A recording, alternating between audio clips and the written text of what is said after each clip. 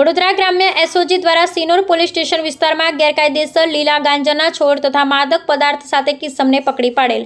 Shri Sandipsinh police મહાનિરીક્ષક Vadodara વિભાગ તથા Shri Sushil Agarwal police અધિક્ષક વડોદરા ગ્રામ્ય નાઓએ વડોદરા ગ્રામ્ય જિલ્લામાં નશીલા પદાર્થોના ખરીદ વેચાણ તથા હેરાફેરી અટકાવવા માટે અસરકારક અને પરિણામલક્ષી કામગીરી કરવા JM Chavda police inspector SOG Vadodara ગ્રામ્ય નાઓએ જરૂરી સૂચના તથા માર્ગદર્શન આપવામાં આવેલ.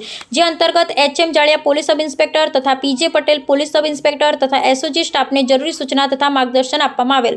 જે સૂચના આધારે જિલ્લામાં આ પ્રકારની ગેરકાયદેસર માદક દ્રવ્યોના ખરીદ વેચાણ તથા હેરાફેરીની પ્રવૃત્તિ ન ચાલે તે સારું ઓપરેશન પરાક્રમ અંતર્ગત પોલીસ ઇન્સ્પેક્ટર એસઓજી નાઓએ અલગ અલગ ટીમો બનાવી વડોદરા ગ્રામ્ય જિલ્લામાં પેટ્રોલિંગની કામગીરી હાથ ધરેલ. જે અંતર્ગત સિનોર પોલીસ સ્ટેશન વિસ્તારમાં પેટ્રોલિંગમાં હતા તે દરમિયાન એસઓજી ટીમને ખાનગી બાતમીદારથી ચોક્કસ બાતમી મળેલ કે રમણભાઈ મોતીભાઈ પાટણવાડિયા રહે મીંઢોળ ગામ પાટણવાડિયા ફળિયો ટેકરા ઉપર તાલુકો સિનોર જિલ્લો વડોદરા નામના ઈસમ પોતાની માલિકીના વાડામાં તથા કબજા ભોગવાટના રહેણાંક મકાનમાં નશાકારક વનસ્પતિજન્ય માદક પદાર્થ ગાંજાના છોડનું વાવેતર કરી ગાંજાનું સેવન તથા વેચાણ કરી રહેલ. જે હકીકત આધારે એસઓજી ટીમે રેડ કરી ઝડપી તપાસ કરતા મજકૂર ઈસમના વાડામાં વાવેતર કરેલ ગાંજાના કુલ 12 લીલા છોડ મળી આવેલ તથા તેના રહેણાંક મકાનમાંથી વનસ્પતિજન્ય માદક પદાર્થ ગાંજાના સુકાયેલા પાનનો ભૂક્કો તથા બીજ મળી આવેલ હોય. જેથી આરોપી વિરુદ્ધ સિનોર પોલીસ સ્ટેશનમાં NDPS act 8C 20B 2C 29 હેઠળ ગુનો નોંધાવી કાયદેસરની કાર્યવાહી કરવામાં આવેલ છે.